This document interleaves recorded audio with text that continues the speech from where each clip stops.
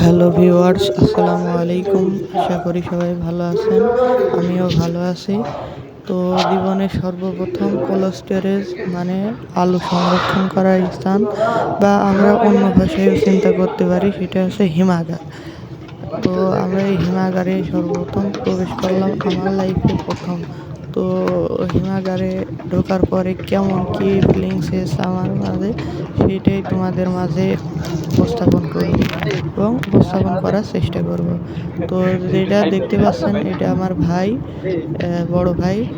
তো প্রথম ঢুকলাম, ঢোকার পরে দেখছি শ্বাস কাটার পরে পিছন থেকে ভিডিও করছিলাম। তো আবার ভিতরে শ্রমিকরা বলছে তোমরা উপরে যাও, উপরে গেলে তোমরা হচ্ছে মেশিন পাত্রে দেখতে পারবে।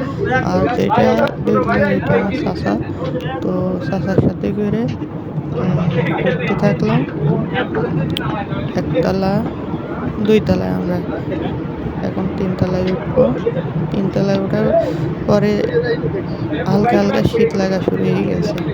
স্টোরের ভিতর তো প্রচুর ঠান্ডা, প্রচুর, মানে মনে হয় যে দুবাই থেকে একবারে আইসল্যান্ডে চলে আসলাম, এইরকম অবস্থা।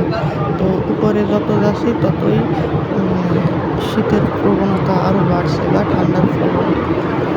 এখানে উঠে দেখছি একটা মেশিন, সেই প্রচণ্ড আওয়াজ বা বাতাইতেছে। যত উপরে উঠছে ততই আওয়াজের পরিমাণ বেশি হচ্ছে, প্লাস বাতাসের পরিমাণ বেশি হচ্ছে।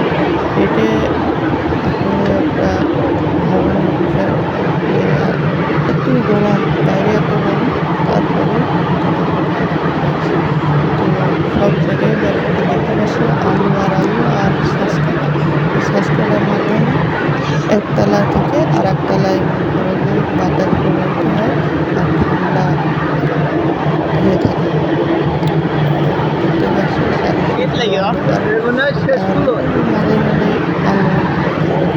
আর একটা আছে,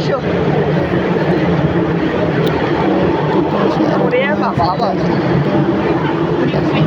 আমার কাছে। আইসো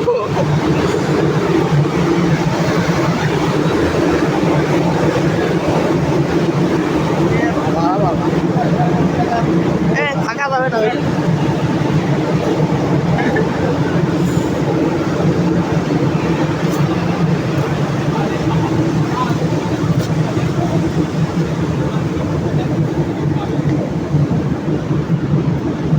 অন্ধকার।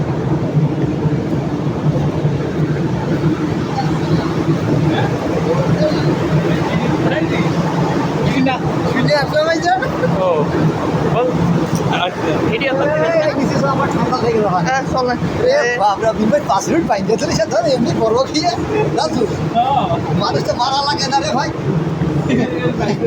আমি তো দেখছি কিন্তু 10 মিনিট পাইতে থাকি তো ওরা কিছু ভালো হয় না। ওই একলাই এর সাথেও আইটি একলাই চলে যাবে একদম ওরে বাবা বাতায় শীত লেগে গেল।